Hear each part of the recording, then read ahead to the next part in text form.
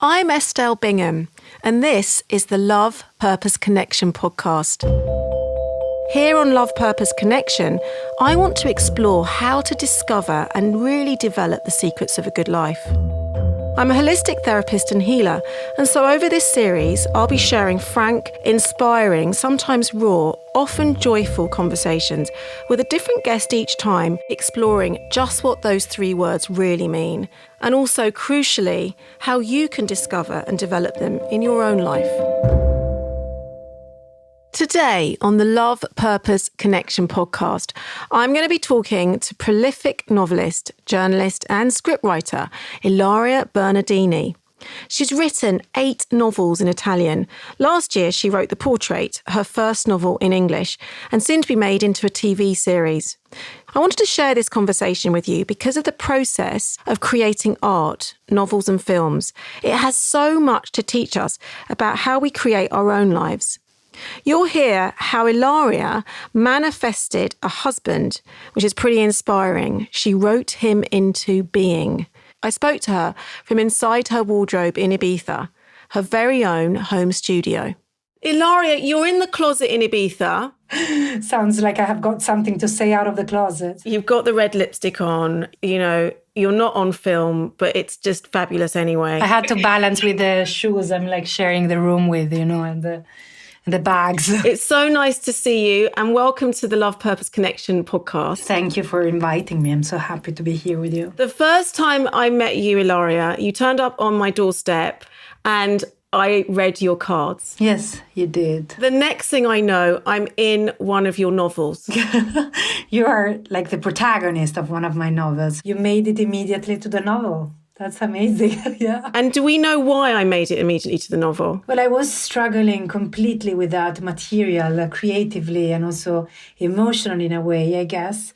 And I had been writing that novel, which is We Will Grow a Forest, which is a material that was very close to me, very autobiographical. So it was the first time I was working with something that I didn't know how to handle properly. So I came to you because I was a bit lost in so many ways. So you were a possible way for sure. So I walked to you and we talked, I guess, about my father, other things. But then as soon as I came out, I had the way out for that material, for the novel, for the literary bit I needed. So I just basically used you. And then there you go, you're everywhere. So I needed a way through these very personal things. And you're in there asking me the right questions. And you also gave me a massive pink quartz things, like to caress, like if it was a cat. I gave you the rose quartz. Did the rose quartz make it into the novel? Oh, definitely. But then it becomes very big in the novel. It becomes immense, enormous, like it's a metaphor. We also go around the city of London with curry, I have to say, delivering curry. We do so many things in the novel. We're doing that thing, of course, trying to bring in our duties and wishes and inner self, but at the same time, we're having a lot of fun, just like we do. So it's also very quirky and there's a lot of sense of humor in it. And yes, we cry, but we are exhilarating. So, Ilaria, are you someone who seeks out spiritual adventure? I think I am, yes. I think I seek adventure. That being spiritual, culinary, erotical, anything. I mean, I'm in for the ride for sure. Yes, I'm curious. So I do love going there and stepping in or out. Always was like that, like this. So I guess it was at the beginning of my life with dance, then it was theater, then it was being an actress. Then suddenly it was the writing, which gave me the most I guess, straightforward and honest and very natural way for me to be having access to this possibility that we have. And as it's endless and very fun, I keep going there. So that's, I guess, prolific and obsessive in wanting to be there too. Because I'm very awestruck often by the way that you are so committed to your writing. It's really powerful. You have a real regime when it comes to your writing. Yes, I do. It's sort of the mornings. You do writing in the mornings. Don't ask me out for anything in the morning. It's not going to happen. Definitely. That's also another part of being very obsessive. I think it's also a bit superstitious. I do think I have a sense, there is a responsibility to it, and it's a bit like having a faith or being on a marathon. And I do have to do this every day, like someone would pray every day or dance every day. And for sure, I have to every day sit there and go to the material and to the work. And it's both a cleanse of things and has to do with sense of guilt and responsibility. And it's also very efficient for me. So for sure, in the mornings, I write the things for myself, the novel, the things that are more, I have this very personal like bubble. I'm alone in this. Whilst afternoons, I work with the others. So I write the movies, I write the columns, I write in writer's room, because in the afternoon, I want to have fun, I want to smile, I want to hear others. I'm so in need. At that point, I'm thirsty for other people's ideas. So my routine is identical, and morning is me, and afternoons is the others. That like you say, it's who you are. You breathe it, that creativity, and also you've got that structure, haven't you? Yes, I do really. I think so many people are very able. Writing is easy in a way. So many people have this possibility, but the tough part, I guess, is have the stamina to resist in a way, to put the word at the end. The idea of ending things in general is tough. And the idea of perceiving that you can get to the end is scary. It's a bit like dying, giving birth, all the things that have to do with closing a circle. So that's the part where, having muscles and this sense of responsibility comes out, I guess. And but also because for a very long time when you're writing, you have no idea if it's actually worth anything. You cannot share it. It's unshareable. It's not a story yet. It's nothing. It's like showing someone something that it's not there, and you're just seeing it, and maybe it takes 4 years for it to have a shape, to say to someone, hey, this was where I was for 4 years. And this other life becomes your real life, and you go to dinners with friends, and it just feels very awkward to be in reality. So it's this balance between things and pushing it and being, facing the end of things. So that's a very powerful idea, the ending. So having the resilience to hold the unknown, to be in a sort of liminal space where there is no beginning, there is no end. So you feel like to be really successful as a writer, we have to kind of have some resilience in this place. Yes, this amount of frustration and this art of, in a way, getting lost. And the idea that getting lost without knowing the map is the plan. So, I mean, we're very used also, with the Google map, seeing the blue dot. Even if you get lost in a city, you ask people. When you get lost and you have no idea of where are the borders, like the first people that had, to get lost in forests or in oceans. At night, sometimes you wake up at 4 and say, where am I? With this story, it's been 2 years and a half and I have no idea. Maybe it will take another 6. But at the same time, you do have a sense of, you came out of it once, twice, 3 times, so then say, oh, I breathed again all the other times. This is your sense of purpose, this eating, breathing, being, embodying, writing, and this creativity is very strong in you. Have you ever felt separation from that energy in your life?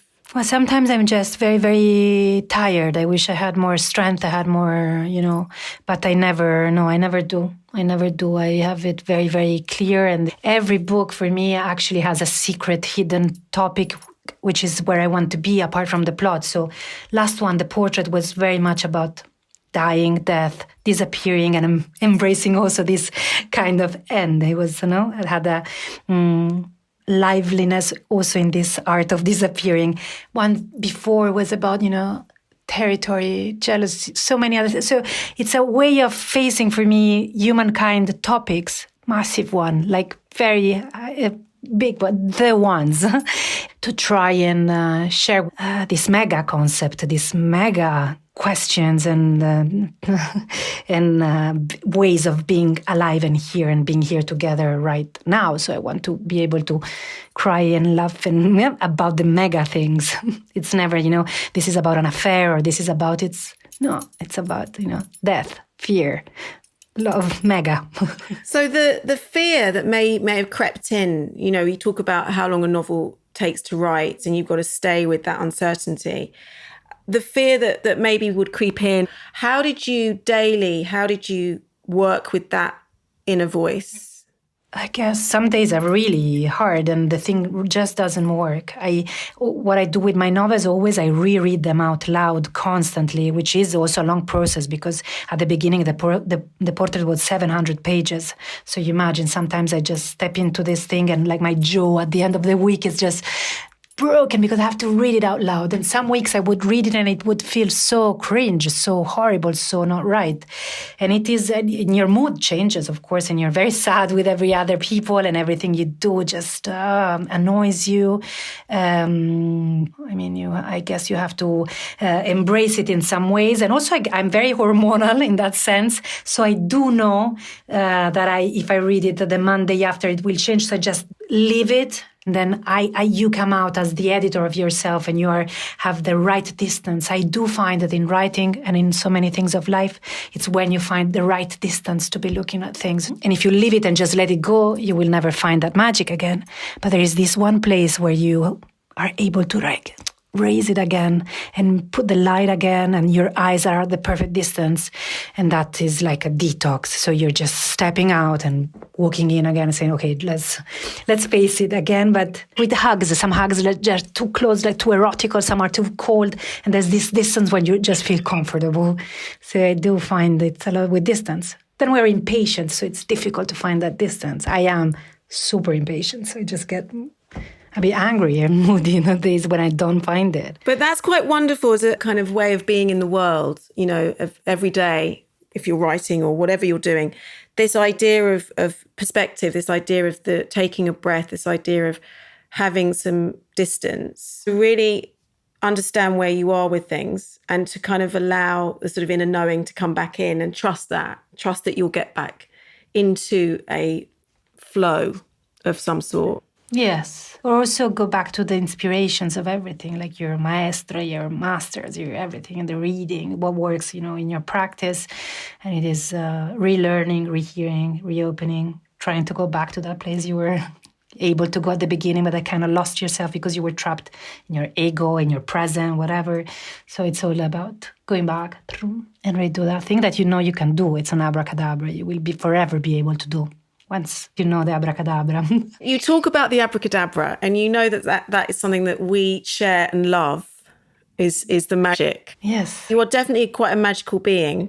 Thank you. I like that. Tell me a little bit about what magic means to you, every day. And again, it's a word that we can use over and over again. But what does it actually mean to you? I think I do see the things like if I was in a musical in lo-fi, like there is a soundtrack and there are, confettis and coriandoli happening. And it's incredible how it has, it's completely parallel. In my life and in my books, it's identical. Like people that live with me or around me, they know there is this constant narrative, ideas of plan B's, C's, D's, and just bringing in. And it's that is the magic for me, this idea of having this very vast imaginations and sense of time and place. And it's so vast. And it's the immensity of this, for me, magic. And it's the idea that there's no end to it. It's so seducing. And that's where the art comes from. And so for me, the magic is definitely this very vast imagination. And I guess the proof when you work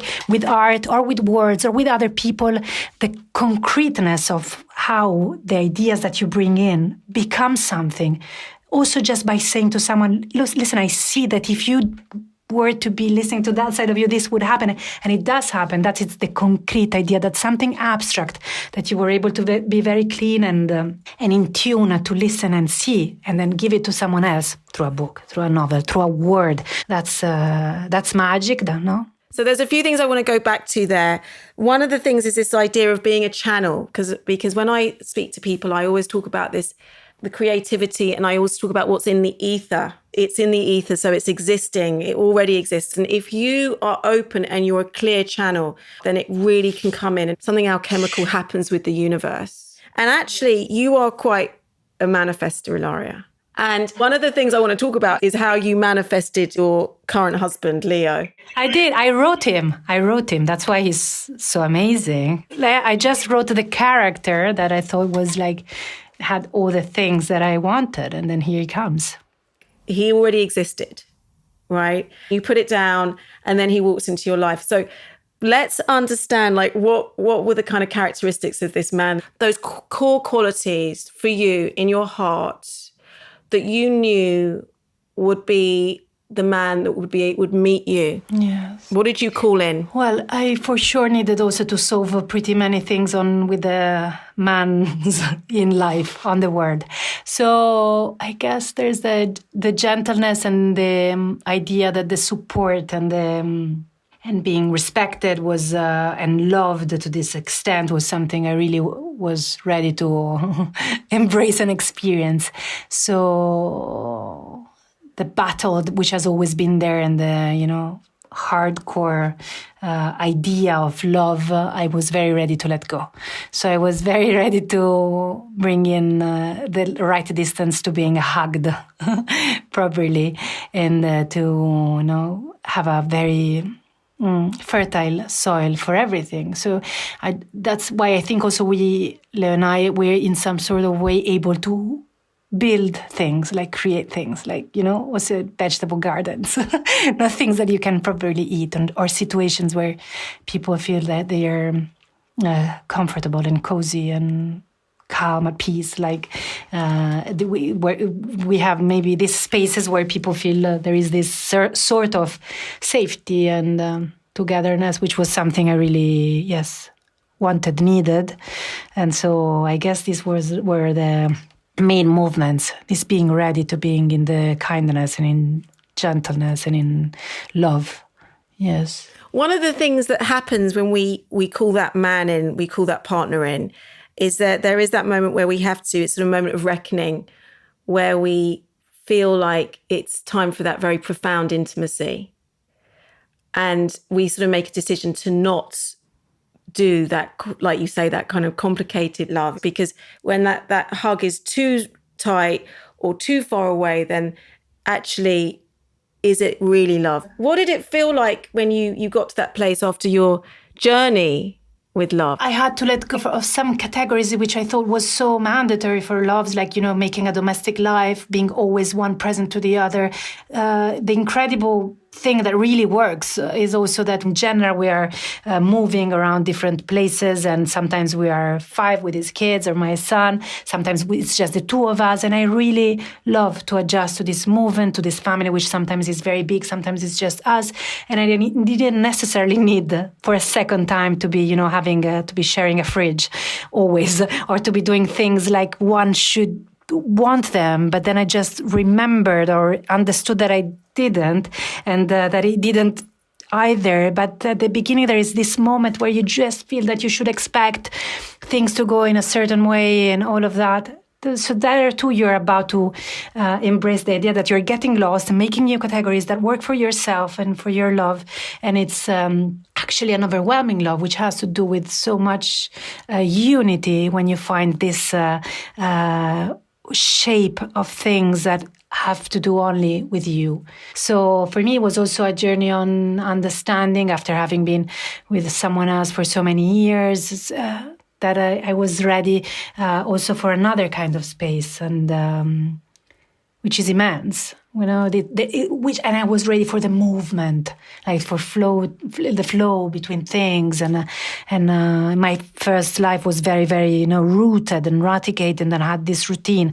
As I'm very a routine person myself, I really needed some bit of rock and roll punk to step in. So the rock and roll punk stepped in, and Leo turned up. And now you live this life. You're between Milan, Ibiza, and London. And what are you sort of manifesting for 2021? I feel I'm so happy right now. I'm so grateful that it's very difficult to manifest right now without feeling very, very responsible to this idea of being exactly where I want to be. exactly doing what I want to be doing. Grow all these plants to see the seasons. I'm writing so much. I'm in various movies. I'm writing the new novel. I have my son. I'm manifesting that this amazing luck and incredible happiness doesn't break too soon. I'm just, scared as a very Italian superstitious woman. I'm just scared of how beautiful it is.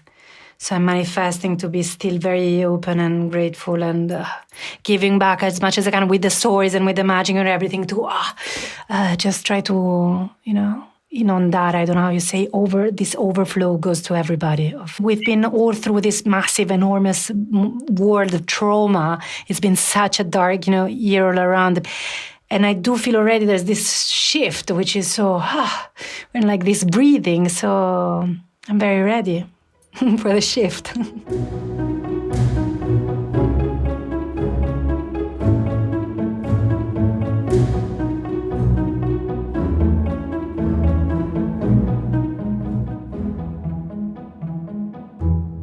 So Bernardo Bertolucci, he contacted you, the late famous film director contacted you to co-write The Echo Chamber, his last script. How did that feel as a moment in your destiny, as a moment in your sense of purpose that you have in the world? That was, I guess, one of the biggest revolutions of my life, for sure. And for example, he's one of the persons, if I say Bernardo, I do feel he's completely here because it's just his presence, his voice, the teachings, his very calm persona, everything. I feel like, whoa, I want to write a book about this last year together, because sometimes I just thought, well, he died doing exactly what he loved to do. What a beautiful thing, not to be dying writing a movie. And there was a part of me also thinking maybe he knows he will never be on set doing it, but he has to still go to that place, bring this story, share it for everybody. So you will not stop until the end if you know that there is this place. This is, again, a proof of that. So, with a very, very weak body, but with a very, very strong heart and a very, very strong mind, he stayed to the very second, and he put the word "the end," and a week later he died. The end. You mentioned that you feel his energy around you, Ilaria. Definitely. Also, in the choices I make and the things I sometimes write, or like I see, like the sarcastic, something in the eyes saying, "Wait, what? Are you sure you're?" Because his attention to detail and things, he loved the leaves and the trees and the butterflies. And last bits of writing we also did in his house in the country, and he was like always so in love, with this tree he had over him. And sometimes I do feel near the trees this this wind, this breeze, these movements, and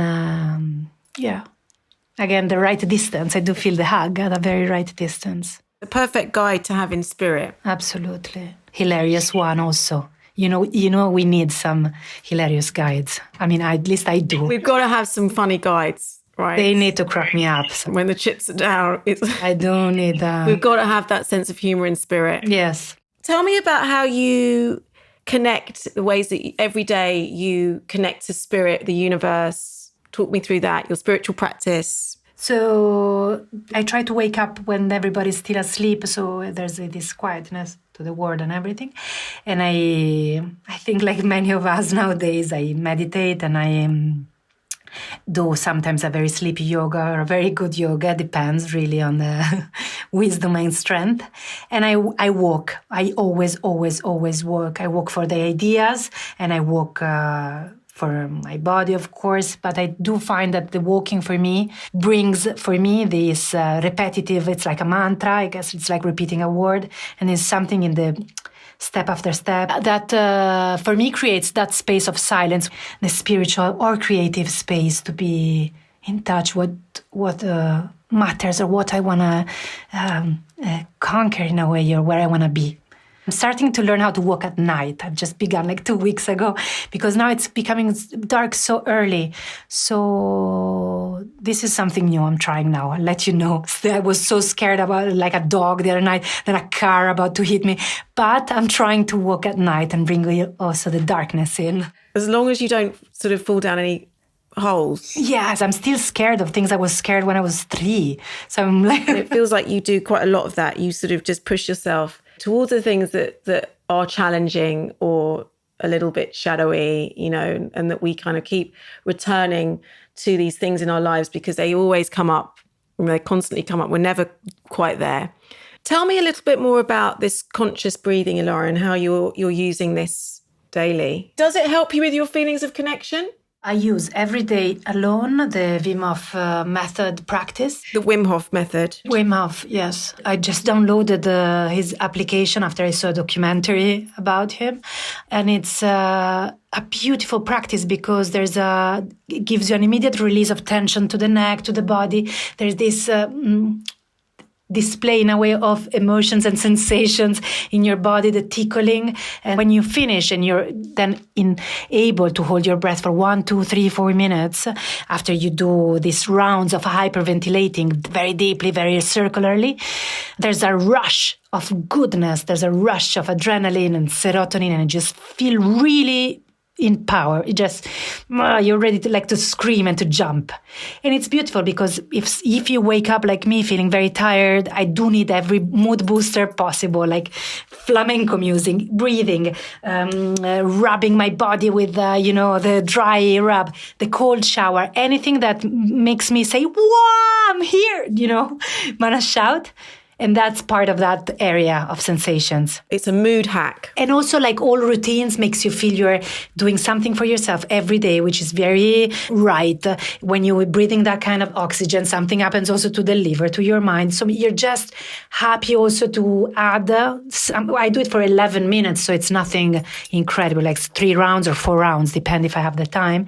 But it's just this idea that you're adding this ability, which makes you feel very well. And also, I tell you, there's something that happens when you hold your breath and your blood changes way of pumping, that it's really beautiful, and you can only achieve in that way. It's very different from when it pumps for your sports. So now I'm trying to add in, I want to learn from someone now. They've told me he uses the Kundalini breathing. So I'm about to begin this with someone. So I did this by myself, and I'm about to begin the one that I think you've saw, that like one pushes one nostril, then the other. It's like, I think, fire breathing. And I think we all need like to fill our lungs this year, like that we can breathe. We are all overwhelmed with this news, like, ventilators, breathing.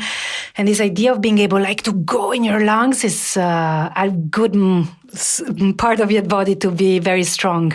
Because I'm very fearful, you know that. I think we're all fearful. It's just how we show up to that daily and how we start to kind of work with that energy to transform that fear into something else. You're a bit less fearful, though. Depends. I think there's always something around the corner, and it's just about meeting that with your own being present. And like you say, that distance, if we start to nurture and nourish those other parts of ourselves, we can keep meeting what comes up in the shadows in a different way. Yes.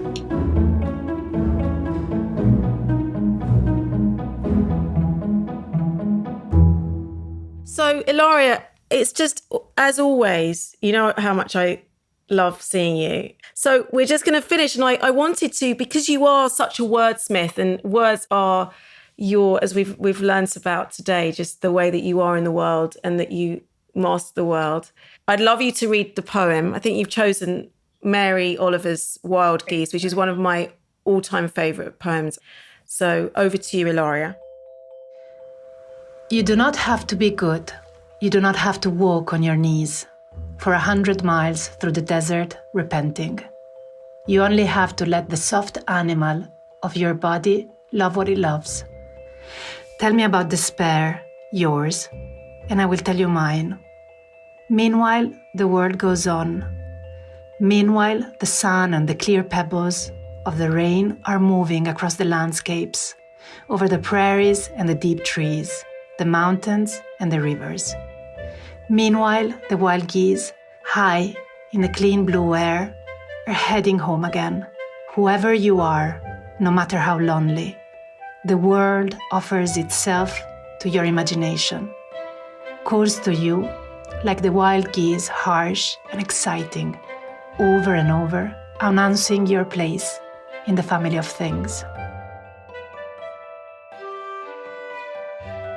Are you Are you crying? Totally. Because it's so right. You're crying as well, darling.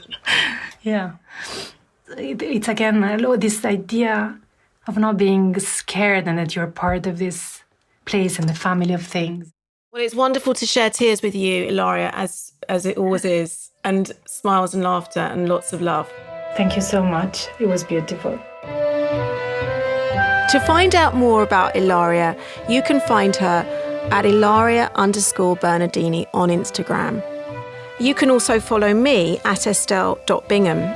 Come and find me. I'd love to know what you think of the show. And of course, if you've enjoyed it, spread the word, share it with someone that you love and care about, and rate it if you can. The producer is Sarah Cudden, with exec production from Kate Taylor. This is a Feast Collective production. Till the next one, wishing you all more love, purpose, and connection.